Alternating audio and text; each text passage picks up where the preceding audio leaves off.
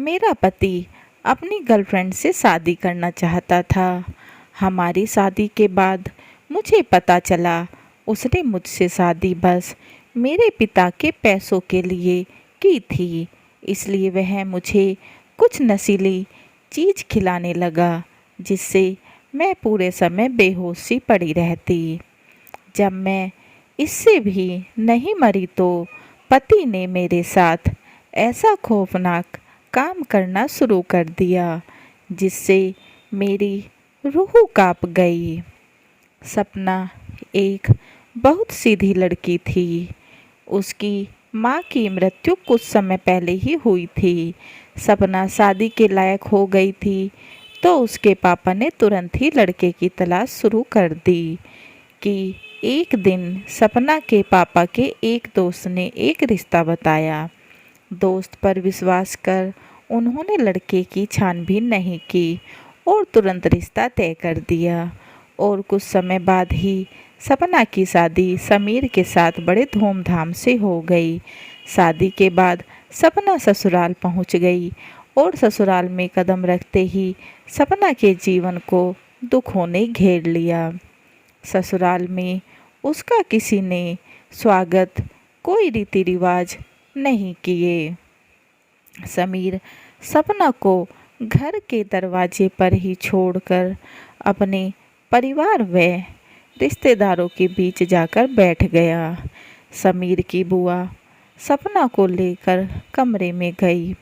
वह वहाँ बैठा आई। सुबह से शाम हो गई। सपना के पास कोई नहीं आया। ना उस घर में किसी ने उसे खाना पानी के लिए पूछा। वह बेचारी नई नवेली दुल्हन घबराई सी बैठी रही। बाहर थोड़ा देखो तो रिश्तेदारों का आना जाना लगा था। फिर समीर की बुआ ही सपना के लिए खाना लेकर आई और उसे थोड़ा खिलाया। तभी सपना की सास कमरे में आती है और उससे कहती है, बड़े बाप की औलाद सुन, तेरे लिए कोई जगह नहीं इस घर में। बाप ने ना गाड़ी और न रुपये दिए दहेज में। यहाँ रहना है तो अपने बाप से पैसे लेकर आने होंगे। सपना घबरा गई। उसे कुछ समझ नहीं आ रहा था ये सब उसके साथ क्या हो रहा है। कुछ देर बाद सपना को सुहाग रात वाले कमरे में ले जाया गया।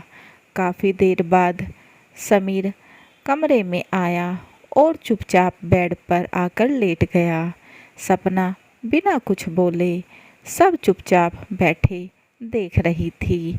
थोड़ी देर बाद समीर तिल मिलाते हुए बोला, नौटंकी ख़त्म कर, लाइट बंद कर दे, मुझे नींद आ रही है। सपना ने लाइट बंद कर दी लेकिन उसकी नींद तो उड़ चुकी थी। वह रात भर ऐसे ही लेटी रही और अब सुबह के 4 बज गए थे। बाहर से थोड़ी आवाज़ें आने लगी तो वह भी जल्दी से उठकर नहा धोकर तैयार हो गई। कुछ रिश्तेदार अभी भी जा रहे थे। सबके चाय नाश्ते की तैयारी हो रही थी। आस पड़ोस की औरतें बहू को देखने आई।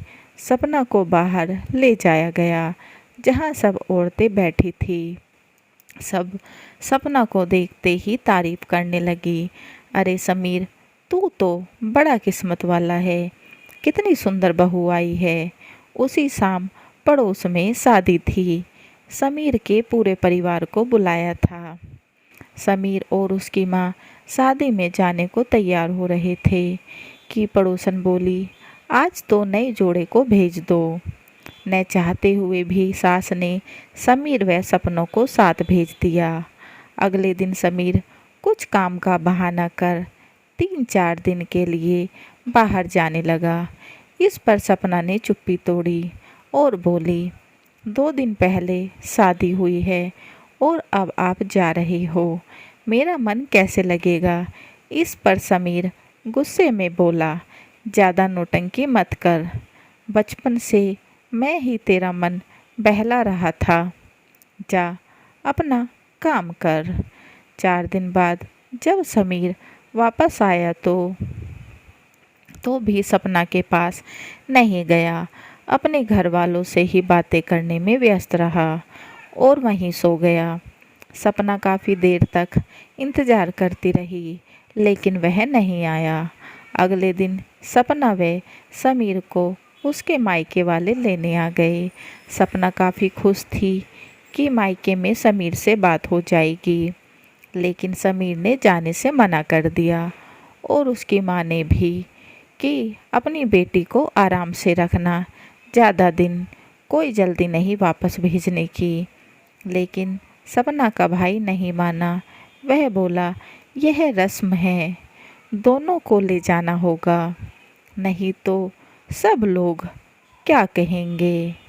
मजबूरी में समीर को साथ चला गया। सपना समीर के साथ मायके पहुंच गई। उसके परिवार वालों ने दामाद की खूब आवभगत की। शाम को बाहर घुमाने भी ले गए। अगली सुबह समीर तैयार हो वापस जाने लगा। सबने उसे रोकने की काफ़ी कोशिश की, लेकिन वह नहीं रुका और चला गया। अब सपना की सहेलियां व पड़ोसी औरतें उससे मिलने आ गई। उसे देखकर सब यही बोल रही थी, सपना बड़ी उदास है, शादी की चमक चेहरे पर नहीं दिख रही। अब सपना ने मौका देख सब अपनी माँ व भाभी को बताया। सपना की माँ ने उसे समझाया, कभी लड़कों का मन जल्दी से नहीं मिलता, समय के साथ सब ठीक हो जाएगा। 1 महीने बाद फिर सपना को ससुराल जाना पड़ा। अब उसके जीवन में दुखों की शुरुआत हो चुकी थी। साहिल रोज देर रात से घर आता, जब तक घर में भी सभी सो चुके होते। सपना भूखी बैठी उसका इंतज़ार करती रहती। वह अब जाती और गर्म खाना बनाकर खिलाती, फिर खुद खाती। वह बाकी काम ख़त्म कर जब वह कमरे में जाती, साहिल सो गया होता। इधर सास रोज ताने सुनाती, पता नहीं कब पोते का मुंह देखने को मिलेगा। तेरे में कोई कमी है तो डॉक्टर तेरे में कोई कमी है तो डॉक्टर के पास ले जाती हूँ। उसकी सास रोज कोई ना कोई नया बहाना ढूंढकर सपना को ताने सुनाती। रोज ऐसे ही जीवन में सपना परेशान रहने लगी। अब समीर थोड़ी बहुत बात सपना से करने लगा था, लेकिन रूखे स्वभाव के साथ सपना सोचती समीर अब उससे प्यार करने लगेगा। लेकिन एक दिन समीर ने हद पार कर दी, जब वह अपनी माँ के कहने पर सपना से मनाली घूमने जाने के लिए पैसे मांगने आया। इस पर सास ने नौटंकी शुरू कर दी। हाँ जा घूमने, यहाँ काम तेरे नौकर करेंगे। सपना के जो कुछ पैसे थे समीर को दे दिए। वह अपना काम करने लगी तो सपना की सास ने उसे धक्का दे दिया और बोली, मेरी रसोई में पैर भी मत रखना। सपना फिर भी काम करती रही तो सास ने उसका हाथ पकड़कर रसोई से निकाल दिया। तब समीर बोला, माँ करने दो इसे काम, क्या परेशानी है। हाँ अब तो तू जोरू का गुलाम हो गया है। अब तो देख मैं इसे घर से बाहर कैसे निकालती हूँ। सपना की सास तुरंत फ़ोन पर ननद व जमाई को घर बुला लिया और सभी कमरे में जाकर बात करने लगे। कमरा अंदर से बंद था। सपना परेशान थी कि क्या बातें हो रही हैं, और काफ़ी देर के बाद कमरा खुला तो ननद सबके लिए खाना बनाने का ऑर्डर दे वापस चली गई और फिर से कमरा बंद हो गया। सपना ने खाना बना दिया और करीब 3 घंटे बाद कमरा खुला। सब बाहर आ गए, लेकिन समीर नहीं आया। सपना ने सबको खाना खिलाया। ननद समीर को खाना कमरे में ही दे आई।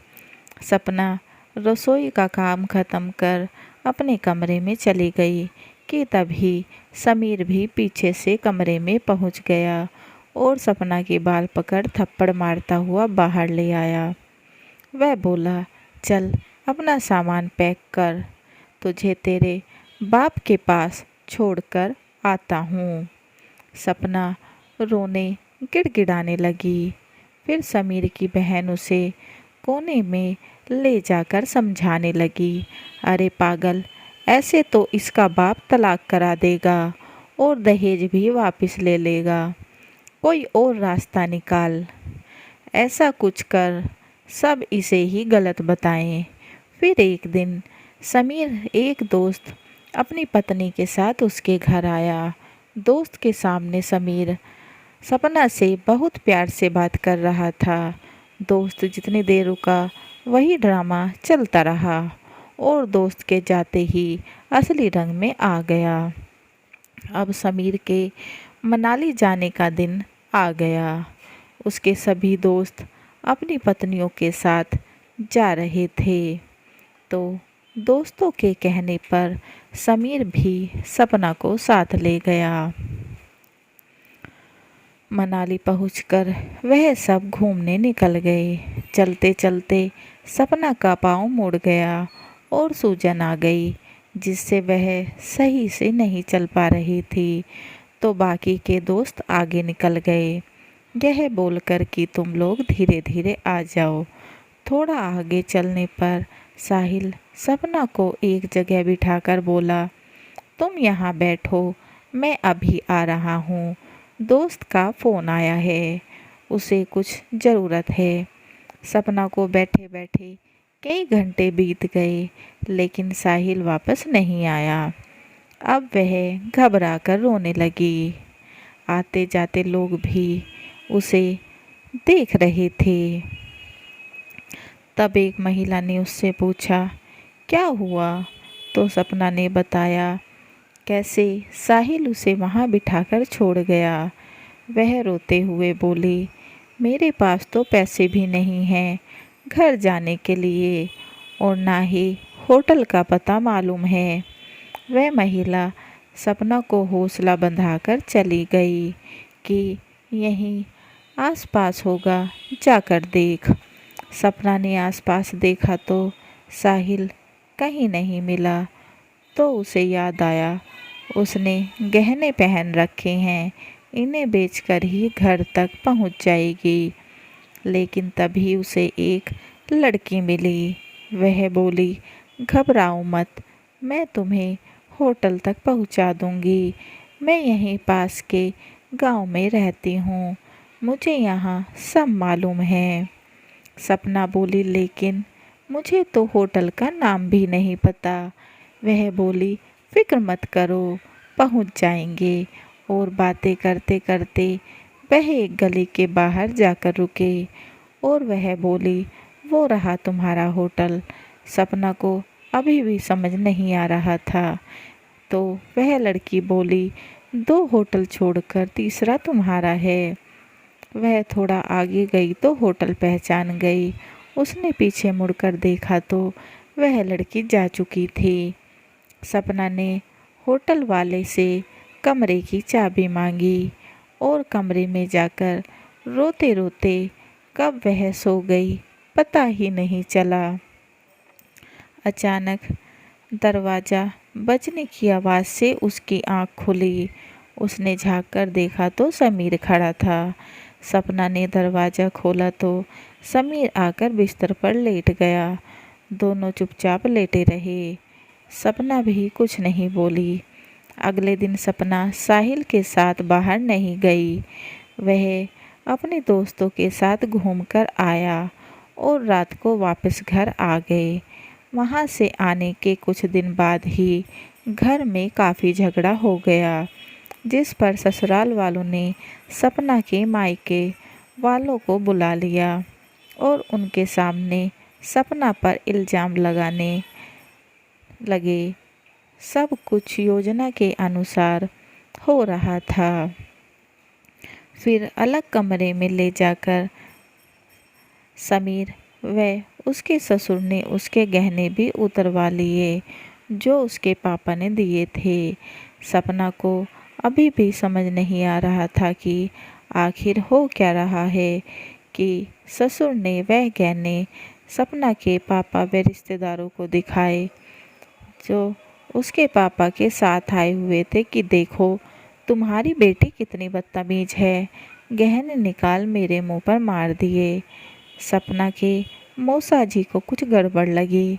वह उठकर बाहर आए और थोड़ा माहौल भाप कर बोले, अभी कुछ दिन के लिए हम सपना को मायके ले जाते हैं, कुछ दिन में आ जाएगी। और सपना मायके आ गई, लेकिन उसकी तबीयत बहुत खराब हो गई। उसके पापा ने डॉक्टर से दवा दिला दी। फिर माँ कुछ भाप कर बोली, दवा मत खिलाओ, इसे खुशखबरी है। करीब एक सप्ताह बाद समीर ससुराल आया तो सबने उसे पापा बनने की बधाई दी। तो वह सपना से बोला, अभी यहीं रहो, घर पर बात कर लेने आऊँगा। अभी तो मैं यहाँ एक दोस्त से मिलने आया था, तो यहाँ भी चला आया। वह अगले दिन वापस आ गया। कुछ दिन बाद सपना के मम्मी पापा ने समीर को घर बुलाया और समझाकर सपना को उसके साथ भेज दिया। सपना ससुराल आई तो सास ससुर कहीं बाहर गांव कुछ दिन के लिए गए हुए थे, लेकिन वापस आते ही फिर कलेश शुरू कर दिया। समीर की माँ बोली, इसे वापस मायके छोड़कर आ। समीर भी चुपचाप उसे छोड़ आया। अब बच्चा होने तक सपना मायके में ही रही। वह कभी समीर को फ़ोन करती तो वह उठाता नहीं, और कभी उठा भी ले तो सही से बात नहीं करता। और एक दिन सपना ने एक प्यारे बेटे को जन्म दिया। समीर को खबर की वह आ गया, लेकिन तुरंत ही वापस चला गया। एक दो दिन बाद सपना के घर वालों ने उसे फिर फ़ोन किया, तो अस्पताल से छुट्टी मिलते ही वह उसे अपने साथ लेकर जाने लगा। तब सपना के घर वालों ने उसे रोकने की कोशिश की, लेकिन वह यह बोलकर कि फिर बार बार फ़ोन करोगे। और जैसे ही समीर सपना को लेकर अपने घर पहुंचा तो सपना की सास ने चिल्लाना शुरू कर दिया, इसे यहाँ क्यों लेकर आया है, और सारा सामान घर के बाहर फेंक दिया कि इसे अभी छोड़ कर आ। समीर बोला, कुछ दिन रहने दो, फिर हमेशा के लिए छोड़ आऊँगा। मैं खुद इससे पीछा छुड़ाना चाहता हूँ, मुझे इससे कोई संबंध नहीं रखना। यह सब सुन सपना के भी बर्दाश्त के बाहर हो गया और वह बोली, मुझे भी यहाँ नहीं रहना। सास फिर भी नहीं मानी तो समीर एक किराए का घर ले उसके साथ रहने लगा। लेकिन वह सब सपना के साथ रहने के लिए नहीं कर रहा था, बल्कि सब ड्रामा चल रहा था। लेकिन सपना ने फिर भी समझौता किया और समीर के साथ रहने लगी। आस पड़ोस वाले भी देखकर बोलते, बेचारी को अभी बच्चा हुआ और कमज़ोर शरीर में ही बच्चे व घर का काम स्वयं ही करना पड़ता है।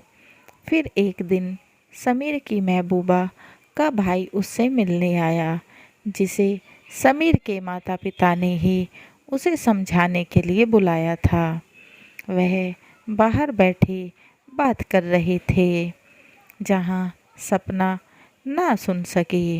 लेकिन जब वह चाय पानी देने आई तो कुछ बातें उसके कानों में पड़ी। वह समीर से कह रहा था, इसे छोड़कर मेरी बहन से शादी क्यों नहीं कर लेता। तब वह बोला, इसका बाप बड़ा आदमी है, नहीं तो कब का भगा दिया होता। इसलिए ही तो तुम्हारे माँ बाप ने मेरी बहन को फ़ोन किया तुम्हें समझाने के लिए। मेरी बहन ने ही मुझे यहाँ भेजा है, इतना सुनकर सपना के पैरों तले से ज़मीन खिसक गई। अब उसे समझ आ गया कि समीर उसके करीब क्यों नहीं आता है। अब वह सोचने लगी, अपना दुख बताए भी तो किसे। उसकी तो माँ का भी स्वर्गवास हो गया। इतना सुनकर भी वह समीर का जुर्म सहती रही, क्योंकि अब उसके मायके वाले भी नहीं चाहते थे कि सपना का तलाक हो और वह यहाँ आकर रहे। एक दिन तो समीर ने हद पार कर दी। वह सपना को बालों से खींचता हुआ घर के बाहर ले गया और रास्ते में पीटने लगा। पड़ोसी भी बाहर आ गए और एक आदमी ने आकर समीर का हाथ पकड़ लिया तो वह चिल्लाकर बोला, यही है तेरा खसम, जा चली जा इसके साथ। वह कुछ न बोली और दर्द से कांपते हुए अंदर आ गई।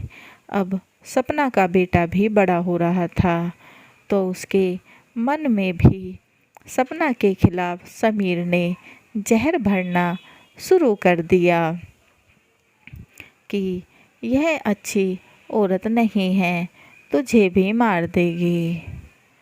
फिर एक दिन अचानक बच्चे को चर्म रोग हो गया। कोई उसके पास नहीं आता माँ के अलावा।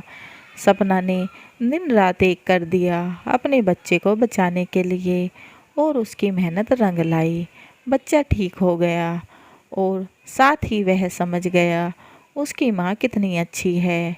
इधर अब समीर का सच भी दुनिया के सामने आने लगा, क्योंकि उसकी महबूबा ने शादी के लिए दबाव बनाना शुरू कर दिया था। सबको पता चल गया कि महबूबा के चक्कर में सपना पर अत्याचार करता है। अब समीर ने सपना को मारने का प्लान बनाया। वह रोज़ उसे कुछ नशीली चीज़ खाने में मिलाकर खिलाने लगा, जिससे वह पूरे दिन बेहोशी पड़ी रहती। जब वह इससे भी नहीं मरी तो घर में राशन लाना बंद कर दिया। अब सपना हार चुकी थी लड़ते लड़ते, तो उसने रिश्ते का अंत करना ही ठीक समझा और तलाक के लिए अर्जी लगा दी। अब समीर बहुत खुश था, क्योंकि उसकी इच्छा जो पूरी हो रही थी। अब वह अपनी महबूबा से शादी कर सकता था। सपना अब भी यह सोच रही थी कि शायद समीर का मन बदल जाए, लेकिन ऐसा नहीं हुआ, क्योंकि समीर की इंसानियत तो जैसे मर चुकी थी। फिर सपना ने भी समीर को सबक सिखाने की ठान ली। जिस दहेज के लिए उसने व उसके परिवार ने सपना का जीवन बर्बाद किया, सपना ने कोर्ट में सब सबूत व गवाह पेश किए कि कैसे उसे दहेज के लिए प्रताड़ित किया जाता था, जिससे कोर्ट ने आदेश दिया कि शादी का पूरा दहेज व खर्च समीर को वापस करना होगा और बच्चे का महीने का खर्च और सपना को प्रताड़ित करने के लिए हर्जाना भी भरना पड़ा समीर को। इतना सुनते ही समीर के चेहरे का रंग उड़ गया और उसकी पूरी खुशी फुर हो गई। अब समीर व उसके परिवार वाले अपनी किस्मत को कोसते रह गए, क्योंकि समीर की महबूबा तो दहेज के नाम पर खाली हाथ आई थी और वह पहले से ही सब कुछ जानती थी, तो किसी की कुछ नहीं सुनती, उल्टा सास से ही घर का काम कराती। और सपना समीर से हट जाने का पैसा ले दूसरे शहर में चली गई और अपने बच्चे के साथ सुकून से रहने लगी। कहानी कैसी लगी कमेंट बॉक्स में ज़रूर बताएं और चैनल को लाइक एंड सब्सक्राइब करना ना भूलें एंड बेल आइकन को ज़रूर दबाएं, ताकि ऐसी ही अच्छी अच्छी कहानियों के नोटिफिकेशन आपको मिलते रहें। And please guys support my channel समाप्त।